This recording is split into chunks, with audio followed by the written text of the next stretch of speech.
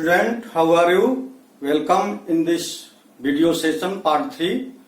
आज हम लोग इस वीडियो सेशन में नंबर सिस्टम के चैप्टर्स में ये सीखेंगे कि how to locate under root 2 under root 3 on number line.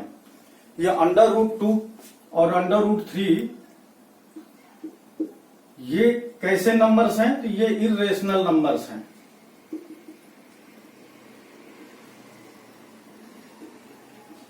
ये इर्रेशनल नंबर्स, इनको नंबर लाइन पर कैसे लोकेट किया जाएगा, कहां पर ये पॉइंट्स होंगे, ये आज हम लोग सीखेंगे इस वीडियो के सेशन में।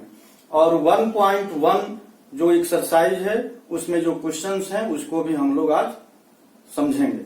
तो आइए पहले इसे सीखते हैं। देखिए, अंडर रूट 2 अंडर रूट 3 को लोकेट करने के लिए हमें एक थ्योरम की जरूरत पड़ेगी। वो थ्योरम है पाइथागोरस। पाइथागोरस थ्योरम क्या है?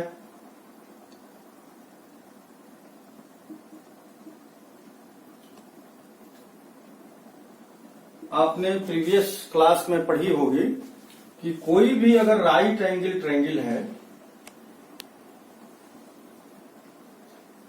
ए बी सी एक राइट एंगल ट्रायंगल है, तो इसमें ये जो ए बी साइड है इसको हम लोग परपेंडिकुलर बोलते हैं और बीसी साइड को बेस बोलते हैं। बेस को स्मॉल बी और परपेंडिकुलर को स्मॉल पी से डिनोट करते हैं।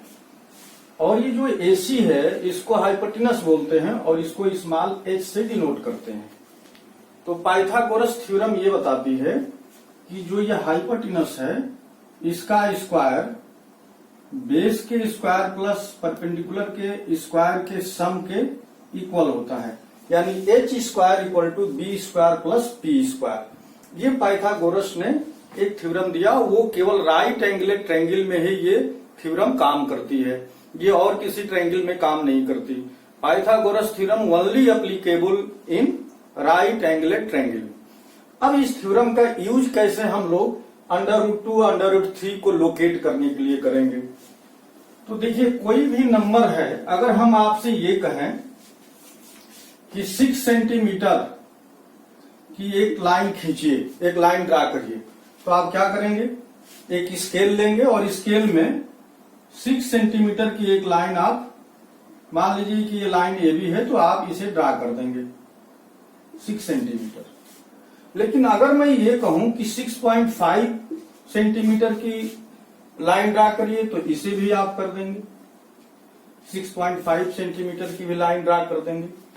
लेकिन अगर मैं ये कहूं कि अंडर रूट 2 सेंटीमीटर की एक लाइन ड्रा करिए, तब आपके लिए ये काम डिफिकल्ट हो गया कि अंडर रूट 2 को हम लोग कैसे स्केल में मेजर करेंगे, कैसे हम इसे देखेंगे। तो देखिए, इसको समझने के लिए ही मैं आपको ये बता रहा था कि अंडर रूट 2 को अगर ये कोई नंबर लाइन है, सपोज यहां पर हमने 0 मान लिया और ये नंबर लाइन है, इस नंबर लाइन पर ये नंबर्स बने हुए हैं 1 2 3 4 5 6 और इस तरह से ये आगे तक जा रहा। इसको हम लोग नंबर लाइन कह रहे हैं, नंबर लाइन। इस नंबर लाइन पर अगर हमसे कोई ये कहता कि 3 सेंटीमीटर की एक लाइन खींचिए, तो हम लोग क्या करते? ये 0 से लेकर के और 3 सेंटीमीटर तक की एक लाइन ड्रा कर देते। अगर कोई कहता कि 6 सेंटीमीटर की एक लाइन ड्रा करिए, तो हम लोग इस 6 के सामने आ जाते और ये एक लाइन ड्रा हो जाती। लेकिन जब आपसे कोई कहेगा कि अंडर रूट 2 अंडर रूट 3, इस नंबर लाइन पर ये पॉइंट कहां पर हैं? हम 1 2 3 4 5 6 को तो बिल्कुल देख रहे हैं, 1.5 को भी हम यहां देख रहे हैं, 0.5 को भी इसका हाफ कर देंगे तो ये हो जाएगा, और 2.5 भी यहां दिख सकता है, 3.5 दिख सकता है। इस टाइप से हम ये नंबर्स को देख सकते हैं। But under root 3 under root 2 को कैसे यहां पर हम लोग शो कर पाएंगे, रिप्रेजेंट कर पाएंगे, लोकेट कर पाएंगे, बात यहां पर है। तो इसके लिए क्या करते हैं कि हमको ये मालूम है कि यहां से ये डिस्टेंस जो है 1 सेंटीमीटर है और एक 1 सेंटीमीटर इसकी परपेंडिकुलर डिस्टेंस हम एक ड्रा कर लेते हैं और एक ट्रायंगल हमारा ये बन गया। इस ट्रायंगल को हम मतलब ए नाम दें और इसको बी कहें और ये 0 है। तो ओ ए बी एक ट्रायंगल बना। ये राइट एंगल ट्रायंगल है जिसमें ये एंगल 90 डिग्री का है। तो आप देखिए ये जो साइड है यहां से यहां तक की डिस्टेंस 1 है और यहां से यहां तक की भी डिस्टेंस को हम लोगों ने 1 मान लिया। 1 इसे मान लिया। 1 सेंटीमीटर की ही एक और लाइन इस लाइन के परपेंडिकुलर हम लोगों ने ड्रा कर लिया। तो ये OA कितना होगा? OA तो इस ट्रायंगल OAB में, ट्रायंगल OAB में हम लोग पाइथागोरस थ्योरम अप्लाई करेंगे। तो OA देखिए OA जो है हाइपोटेनस है और ये जो है परपेंडिकुलर है और ये 1 जो है बेस है। तो हाइपोटेनस का स्क्वायर बेस का स्क्वायर प्लस परपेंडिकुलर के स्क्वायर के इक्वल होता है। तो यहां पर बेस 1 है तो 1 का स्क्वायर और परपेंडिकुलर भी 1 है तो इसका भी 1 का स्क्वायर। तो ये 1 + 1 यानी ये 2 हो गया। तो h स्क्वायर की वैल्यू 2 आ गई। तो h बराबर h इक्वल कितना हो जाएगा? √2। इसका मीनिंग ये हुआ कि ये जो OA है इसकी वैल्यू आ गई √2। √2 इसकी वैल्यू आ गई यहां से इस डिस्टेंस की। अब हम लोगों को ये वाली जो डिस्टेंस है, ये वाली जो लेंथ है उसे इस लाइन पर दिखाना है, इस लाइन पर ले आना है। तो क्या करेंगे?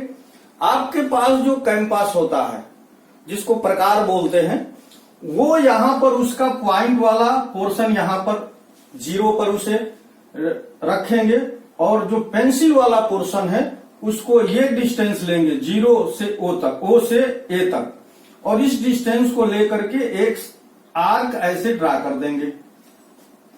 अब देखिए किसी भी सर्किल में, जैसे सपोज ये सर्किल है तो इस सर्किल की रेडियस हर जगह सेम होती है। जो इसमें कंसेप्ट यूज हुआ कि अगर O से, अगर ये हम लोगों ने इसे O मान लिया है तो O से A की डिस्टेंस √2 है और ये किसी सर्किल की रेडियस जैसा काम कर रहा है। तो ये जो डिस्टेंस है यहां तक ये भी √2 के इक्वल होगी। तो यहां ये बिंदु को, इस पॉइंट को हम लोग C मान लें। तो ये जो C पॉइंट है ये इसकी डिस्टेंस O से C तक जो है √2 आ गई। अब इस पॉइंट को हम लोग √2 कह रहे हैं। अब यहां पर √2 आ गया। अब देखिए √3 कैसे हम लोग ड्रा करेंगे? तो यहां से यहां तक वैल्यू √2 आ गई, यहां लोकेट हो गया पॉइंट। अब इस पॉइंट पर हम फिर 1 सेंटीमीटर की एक लाइन इसके परपेंडिकुलर ड्रा कर देंगे और फिर ये वाली जो यहां से O से और इस पॉइंट को मिलाएंगे। सपोज इस पॉइंट को हम A' कह दें। तो अब इसकी A' की लेंथ 1 और यहां से O से और C तक की लेंथ √2 आ गई। फिर इस ट्रायंगल में OA' में हम पाइथागोरस थ्योरम अप्लाई करेंगे। तो पाइथागोरस थ्योरम जब अप्लाई करेंगे तो यहां OA' का स्क्वायर आपको चाहिए, यानी ये हाइपोटेनस की तरह OA' काम करेगा। तो हाइपोटेनस की तरह काम करेगा तो O से C तक की डिस्टेंस ये बेस कहलाएगी, यानी √2 का स्क्वायर और प्लस ये A' का स्क्वायर। तो A' 1 है तो 1 का स्क्वायर।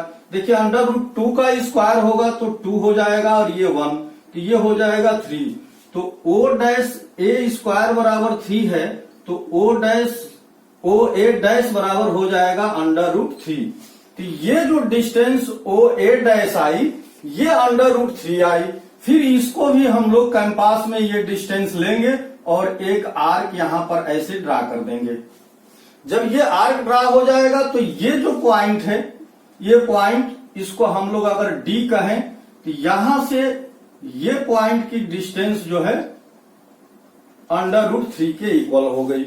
इसी तरह से हम लोग फिर यहां पर एक 1 सेंटीमीटर की लाइन खींचे, फिर इसे एक ट्रायंगल बनाए और इस तरह से हम आगे बढ़ते जाएं तो हम हर पॉइंट को यहां लोकेट कर सकते हैं।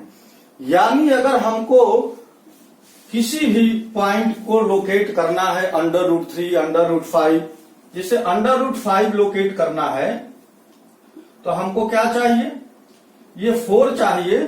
4 कैसे मिलेगा, 2 का स्क्वायर से, तो 2 का स्क्वायर प्लस 1, तो ये 2 का स्क्वायर हो जाएगा 4 और 4 और 1 मिलकर 5, तो ये √5 की डिस्टेंस मिलेगी। तो 2 यहां पर देखिए, यहां पर 2 है, तो 2 वाले बिंदु हम एक दूसरा फिगर ड्रा करते हैं और √5 के लिए आपको बताते हैं कि वो कैसे काम करेगा। तो √5 को अगर लोकेट करना है तो कैसे करेंगे, तो एक फिर से नंबर लाइन हमने ड्रा कर लिया। अब मैं थोड़ा बड़ा चित्र आपको बनाकर दिखाता हूं। इसको हम 0 कह रहे हैं या O कह रहे हैं, और 1 को हम यहां पर ले रहे हैं, 1 है ये, और 2 यहां पर ले रहे हैं, ये 2 है। तो यहां से यहां तक की जो डिस्टेंस है वो 2 कहलाएगी, और इस 2 पर एक 1 सेंटीमीटर का हम लोग एक लाइन ड्रा कर लिए। सपोज इसको हम लोगों ने A कहा और इस पॉइंट को B कह दिया, और O से इस A को ज्वाइन कर दिया। तो देखिए ये एक राइट एंगल ट्रायंगल बन गया, जिसमें O से B तक जो डिस्टेंस है वो 2 है, और AB की डिस्टेंस को 1 हम लोगों ने मान लिया। अब हमको OA चाहिए, OA, तो ये इसमें पाइथागोरस थ्योरम अप्लाई करेंगे, तो OA का स्क्वायर इक्वल टू होगा OB square plus AB square. देखिए OB की वैल्यू क्या है, O से B तक की लेंथ है, तो ये 2 है, तो 2 का स्क्वायर, और AB हम लोगों ने 1 के बराबर इसको इक्वल खींच डाला है, तो ये 1 का स्क्वायर हुआ। देखिए ये 4 हुआ, ये 1 हुआ, तो ये OA square equal to 4 plus 1 यानी ये 5 हो गया, तो OA इक्वल टू हो गया √5। तो हम लोगों ने √5, ये जो डिस्टेंस आई ये √5 आ गई। अब देखिए क्या करना है कि हम लोग अपने कैंपास में ये डिस्टेंस, ये लेंथ ले करके एक आर्क ऐसे ड्रा करेंगे, और ये आर्क जहां पर ये कट करेगा नंबर लाइन को, यहां से ये जो डिस्टेंस होगी ये √5 होगी, यहां से ये डिस्टेंस। तो √5 नंबर लाइन पर कहां लोकेट हो जाएगा, तो ये 2 के आगे लोकेट हो जाएगा, यानी इस जगह पर लोकेट हो जाएगा, जहां पर ये आर्क इसको कट करेगा वहीं पर ये लोकेट हो जाएगा। तो मान लीजिए C पॉइंट पर ये लोकेट हो गया, तो O से C तक की जो लेंथ है यही √5 के इक्वल होगी। अब अगर आपको √6 निकालना है तो क्या करेंगे, इस C पॉइंट पर एक लेंथ 1 सेंटीमीटर की ड्रा करेंगे जैसे यहां किए हैं, और फिर यहां से इस ट्रायंगल को मिला देंगे, इस लाइन लेंथ को, इसको मान लीजिए कि हम D कह दें, तो फिर ये एक राइट एंगल ट्रायंगल बन गया, और जिसमें ये ट्रायंगल बना ODC, ट्रायंगल ODC बना। अब हमको OD की लेंथ चाहिए, OD की, तो OD स्क्वायर, पाइथागोरस हम थ्योरम अप्लाई कर रहे हैं, OD स्क्वायर बराबर equal OC square plus DC square. तो देखिए OC स्क्वायर की वैल्यू कितनी है, √5, तो √5 का स्क्वायर प्लस DC को हम लोगों ने 1 मान लिया है, तो 1 का स्क्वायर, √5 का स्क्वायर करेंगे तो 5 आएगा, और ये 1 का स्क्वायर 1, तो ये 6 हो जाएगा। तो OD स्क्वायर इक्वल टू 6, तो OD इक्वल टू √6। तो यहां से अब ये जो डिस्टेंस OD की आई, अगर ये √6 हो गई, तो फिर एक आर्क ऐसे हम लोग ड्रा करेंगे, और ये आर्क जहां पर नंबर लाइन को कट करेगा यहां से इसकी डिस्टेंस आ जाएगी √6। इसी तरह से हम √7 की, √8 की, √9 की, सारे इस तरह के पॉइंट्स की डिस्टेंस को नंबर लाइन पर लोकेट कर सकते हैं। तो हम लोग, अगर आपको कहीं इसमें कंफ्यूजन लगता है तो आप कमेंट करके जरूर बताइएगा। सारे जो पॉइंट्स हैं √ वाले, उन पॉइंट्स को हम इस तरह के थ्योरम यानी पाइथागोरस थ्योरम को अप्लाई करते हुए और ऐसे करते हुए हम लोग हर पॉइंट को नंबर लाइन पर लोकेट कर सकते हैं। आइए अगला पॉइंट देखते हैं। तो यहाँ स्टूडेंट आप लोगों ने ये सीख लिया कि √3, √2, √5, √6 इन सारे नंबर्स को नंबर लाइन पर कैसे लोकेट करेंगे। अभी हम लोगों ने पाइथागोरस थ्योरम का यूज करके इन पॉइंट्स को लोकेट करना सीखे हैं। अब हम लोग एक्सरसाइज 1.1 करेंगे। उसमें कुल 3 क्वेश्चंस हैं। आइए उनको बारी बारी से हम लोग देखते हैं। देखिए क्वेश्चन नंबर 1 यह है कि is 0 is rational number, can you right it p by q where p and q belongs to integer. इसमें यह पूछ रहा है कि क्या 0 एक रेशनल नंबर है। तो रेशनल नंबर के लिए हम लोगों ने कहा था कि p by q के रूप में जिन नंबर्स को हम लोग लिख सकें ये सारे नंबर्स रेशनल नंबर्स होंगे। और ये p और q जो है कहां से लिए जाएंगे, तो ये इंटीजर से लिए जाएंगे। और इंटीजर में कैसे नंबर होते हैं, इसमें माइनस वाले भी होते हैं और प्लस वाले भी नंबर होते हैं और 0 भी होता है। तो माइनस सारे नंबर, प्लस और 0। और इसके साथ एक और कंडीशन थी कि q does not equal to 0। q जो है 0 नहीं होना चाहिए, क्योंकि अगर आप डिनोमिनेटर को 0 कर देंगे तो ये नॉन डिफाइंड नंबर हो जाएगा, ये डिफाइंड नहीं होगा, क्योंकि किसी भी नंबर में 0 से डिवाइड नहीं किया जा सकता। अब देखिए 0 को क्या लिख सकते हैं, तो 0 को आप 0/1 लिख सकते हैं, 0/2 लिख सकते हैं, 0/3 लिख सकते हैं। यानी 0 को किसी भी नंबर से आप डिवाइड करेंगे तो 0 ही आएगा। किसी भी नंबर से 0 को डिवाइड करेंगे तो 0 ही आएगा। तो 0 is a rational number, 0 is a rational number. और ये जो नंबर है इसको हम लोगों ने p by q के रूप में लिख लिया। p by q के फॉर्म में इसे इलिस्ट्रेट भी कर दिया। देखिए 0/1, 0/2, 0/3, 0/4 किसी भी नंबर को नीचे लिख सकते हैं। किसी भी नंबर से 0 को डिवाइड करने पर 0 ही आता है। इसलिए ये चीज सही है कि हम 0 जो है एक रेशनल नंबर है और 0 को p by q के फॉर्म में हम लिख सकते हैं। आइए सेकेंड क्वेश्चन देखते हैं। देखिए ये find 6 rational numbers between 3 and 4।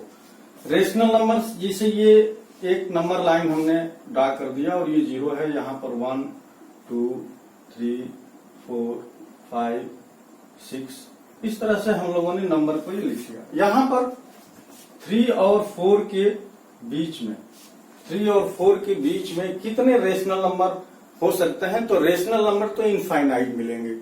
लेकिन हमको यहाँ 6 रेशनल नंबर की बात कही गई है। तो 6 रेशनल नंबर निकालने के लिए सबसे इजी जो मेथड है कि 6 + 1 यानी ये 7 होता है। तो हम 3 को एक ऐसी संख्या, एक ऐसा नंबर यहाँ पर पाएं जिसको 7 से डिवाइड करने पर 3 आ जाए। तो 21 एक ऐसा नंबर हमारे पास है। अगर 21 में हम 7 से डिवाइड करेंगे तो ये 3 मिलेगा। तो 3 को हम 21/7 लिख सकते हैं। और 4 को क्या लिख सकते हैं, 4 को भी एक ऐसे नंबर को एक खोजेंगे जिसमें 7 से डिवाइड करने पर 4 मिले। तो 28 एक ऐसा नंबर मिलेगा जिसको अगर हम 7 से डिवाइड करेंगे तो 4 हुआ। तो हम 3 को 21/7 कह सकते हैं। 3 न कहकर हम 21/7 कहें और 4 को 28/7 कहें। तो यहाँ पर एक लाइन बना दें। ये जो 3 है, इस 3 को हम ये कह देंगे कि ये 21/7 है। और ये जो 4 है, जो 3 और 4 के बीच में हमने एक बड़ी लाइन खींच दिया है, इसको हम लोग 28/7 कहें। 28/7 कहें या 4 कहें, या 21/7 कहें या 3 कहें। अब देखिए इसके बीच में 28/7 और 21/7 के बीच में 6 नंबर्स आपको ऐसे रेशनल नंबर मिलेंगे। अब इससे एक बड़ा, तो इससे एक बड़ा तो 22/7। 22/7 जो नंबर होगा वो 21/7 से बड़ा होता जाएगा। फिर अगला 23/7, फिर 24/7, फिर 25/7, फिर 26/7। देखिए 1 2 3 4 5 और ये हो जाएगा 27/7। तो ये हमको नंबर मिल गए, 6 नंबर्स ऐसे मिल गए जो 28/7 और 21/7 के बीच में रेशनल नंबर मिले। और इनको हम लोग कैसे पाए? तो 3 को, ये जितने नंबर्स आपको पाने हैं उसमें एक और ऐड कर दीजिए। यानी हमको अगर 6 नंबर ढूंढने हैं तो हमने एक और ऐड कर लिया और ये 7 हुआ। अब 7 हमारे पास एक ऐसा नंबर है, उस 7 से एक ऐसा नंबर हम लोग सर्च करेंगे जिसमें 7 से डिवाइड करने पर 3 आ जाए। और यहां पर भी 4 के लिए भी ऐसा नंबर सर्च करेंगे कि उस नंबर को 7 से डिवाइड करने पर 4 मिल जाए। और 3 को हम लोग 21/7 कह सकते हैं, 4 को 28/7 कह सकते हैं, और 21 से एक एक नंबर बढ़ाते जाएंगे तो हमको ये 6 नंबर मिल गया। अगर हमको मान लीजिए कि ये पूछता कि 8 नंबर बताइए, तो 8 + 1 9 होता, तब 9 हम लोग यहाँ 9 से भाग देते, 9 से डिवाइड करते, ऐसी संख्या ढूंढते जिसमें 3 आता। तब यहाँ पर आपको देखिए 9 से डिवाइड करना होता, तब यहाँ पर हम लोगों को मिलता 27, और इसे 9 से डिवाइड करते तो 3 मिल जाता। अब 4 पाना है तो हमको यहाँ पर 36 लेना रहता और 9 से डिवाइड करते तो 4 आ जाता। तो 27/9 और 36/9 के बीच में हमको कितने नंबर्स मिलते? 8 रेशनल नंबर मिल जाते। तो जितने रेशनल नंबर आपको फाइंड करने हो उससे एक एक्स्ट्रा लेकर के ऐड करिए, और ऐसा नंबर आप सर्च करिए जैसा कि हमने यहाँ आपको बताया एग्जांपल्स लेकर के, वो उसकी रेंज में वो सारे नंबर्स आ सके जिनको आप पाना चाहते हैं। तो आइए थर्ड क्वेश्चन हम लोग ये क्वेश्चन नंबर 3 है, जिसमें find 5 rational number between 3/5 and 4/5। देखिए ये जो रेंज इस बार दिया हुआ है 3/5 एंड 4/5, ये फ्रैक्शन फॉर्म में है। यानी 3/5 ये रेशनल नंबर तो जरूर है और 4/5 भी रेशनल नंबर है, लेकिन ये फ्रैक्शन फॉर्म में है, ये इंटीजर्स नहीं है या ये होल नंबर नहीं है, ये नेचुरल नंबर के फॉर्म में नहीं है। अब इनके बीच में आपको 5 रेशनल नंबर फाइंड करने हैं कि वो कैसे निकालेंगे। देखिए इस तरह की जब चीज दी रहती है तो हम लोग एक मेथड और एक कंसेप्ट का यूज करेंगे। कोई भी फ्रैक्शन अगर है, कोई फ्रैक्शन जैसे मान लीजिए यहाँ पर 3/5 है, इस फ्रैक्शन के न्यूमरेटर और डिनोमिनेटर में किसी भी एक नंबर से हम डिवाइड कर सकते हैं या उसे मल्टीप्लाई कर सकते हैं, किसी भी एक नंबर से। तो अगर हम इसमें 2 से मल्टीप्लाई कर दें ऊपर और 2 से नीचे, यानी न्यूमरेटर और डिनोमिनेटर दोनों में 2 से मल्टीप्लाई कर दें, तो ये जो फ्रैक्शन है 3/5, इसकी वैल्यू में कोई चेंज नहीं होगा, वैल्यू अभी भी वही रहेगी। लेकिन फायदा क्या इससे मल्टीप्लाई करने से होगा कि हमको ये वैल्यू थोड़ी बड़ी हो गई, यानी 6/10 हो गई, और यही काम हम 4/5 के लिए करेंगे। अगर इसमें हम 2 का मल्टीप्लाई कर दें तो ये 8/10 हो गया। अब हम ये कह सकते हैं कि 4/5 को 8/10 कह सकते हैं और 3/5 को 6/10 कह सकते हैं। तो हम अब ये कह सकते हैं कि 6/10 और 8/10 के बीच कितने रेशनल नंबर्स मिलेंगे। तो रेशनल नंबर तो इनफाइनाइट मिलेंगे, लेकिन हमको 5 रेशनल नंबर चाहिए। तो वो जो इजी मेथड वाला है उसका मैं यूज कर रहा हूं। देखिए इस 6 से एक बड़ा नंबर लेंगे तो 7/10 होगा, 7 से एक बड़ा नंबर 8/10, और 8/10 खुद दिया है इसकी मैक्सिमम रेंज।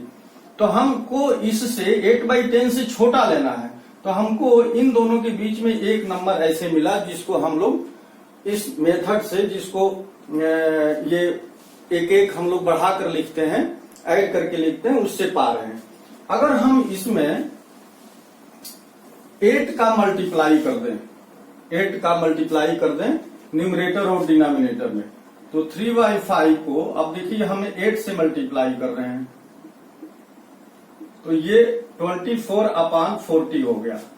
और यही काम हमको 4/5 के लिए करना है। तो 4 इंटू 8, 5 इंटू 8, ये 32/40 हो गया। अब हम ये कह सकते हैं कि 3/5 और 4/5 की जगह पर अब 24/40 और 32/40 के बीच में हमको 5 ऐसे रेशनल नंबर पाने हैं। तो 24 से एक अधिक 25/40, 26/40, 27/40, 28/40, 29/40, 30/40, ये सब नंबर आप पा सकते हैं 31 तक। अभी ये 32 तक है।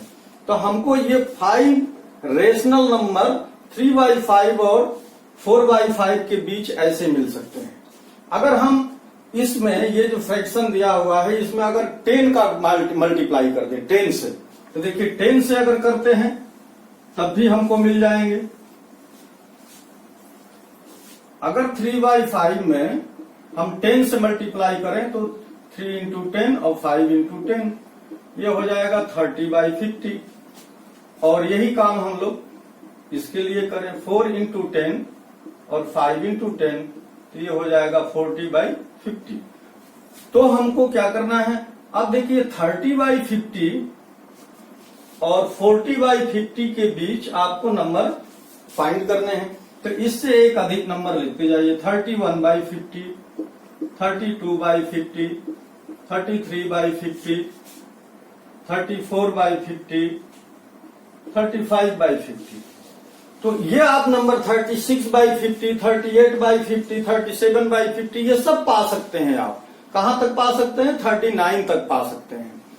तो आप कोई भी 5 रेशनल नंबर इसमें ये जो फ्रैक्शंस दिए गए हैं इसमें ऐसे नंबर से मल्टीप्लाई करके आप 11 से करेंगे तब भी मिलेगा, आप 12 से करेंगे तब भी आपको मिलेगा। तो आप देख सकते हैं कि इनफाइनाइट नंबर आप रेशनल नंबर मिल सकते हैं, लेकिन आपको केवल 5 निकालना था। तो आप 5 किसी भी तरीके से आप निकाल सकते हैं, या तो 8 का मल्टीप्लाई कर दीजिए या 10 के मल्टीप्लाई कर दीजिए।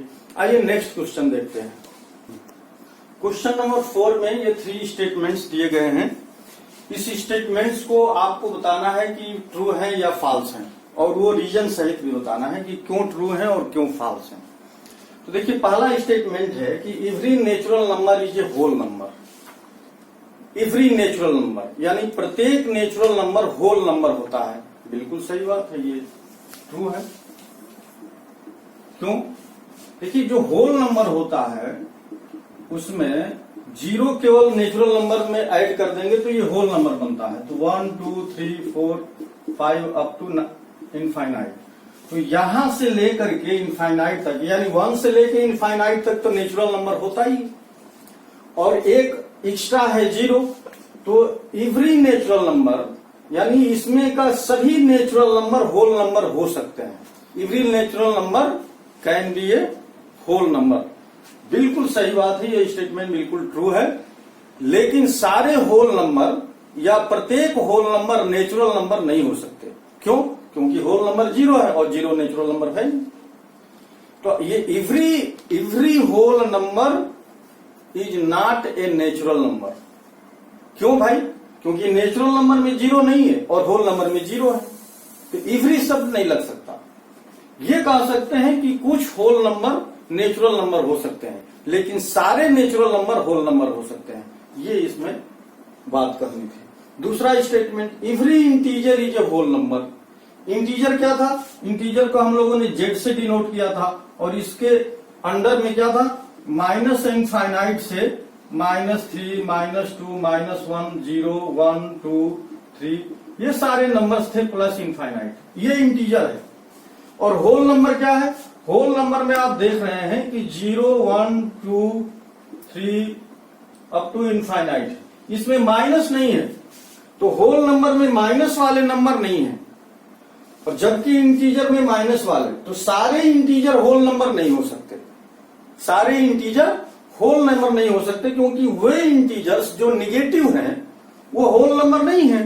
तो ये जो स्टेटमेंट लिखा है कि एवरी इंटीजर माने यहां से हर इंटीजर होल नंबर हो सकता है, ये बात सही नहीं है। तो ये स्टेटमेंट फॉल्स है, क्योंकि वे ही इंटीजर होल नंबर हो सकते हैं जो पॉजिटिव है, यानी जो जीरो के इस साइड में है वे ही सिर्फ होल नंबर हो सकते हैं। जीरो के लेफ्ट साइड में जितने इंटीजर्स हैं ये होल नंबर नहीं हो सकते। तो ये जो स्टेटमेंट कह रहा था कि एवरी इंटीजर होल नंबर हो सकते हैं, तो ये स्टेटमेंट फॉल्स है। अब देखिए यहां every rational number is a whole number, ये भी बात बिल्कुल गलत है। होल नंबर में कोई फ्रैक्शन नंबर नहीं है, जबकि रेशनल नंबर 1/2 भी हो सकता है। तो 1/2 तो यहां पर नहीं मिलता, यहां पर तो पूरा पूरा नंबर है, कोई फ्रैक्शन नहीं है। तो सारे रेशनल नंबर होल नंबर हो सकते हैं, ऐसा है ही नहीं सकता। तो ये भी स्टेटमेंट फॉल्स है। क्यों फॉल्स है?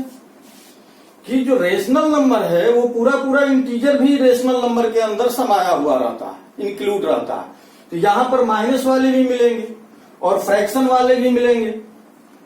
तो ये सारे फ्रैक्शन और माइनस वाले ये होल नंबर नहीं हो सकते।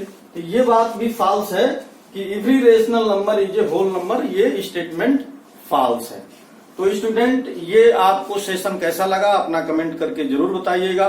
नेक्स्ट सेशन में हम लोग रियल नंबर्स का एक्सपेंशन फॉर्म पढ़ेंगे और उस पर क्वेश्चंस भी देखेंगे 1.2 एक्सरसाइज का।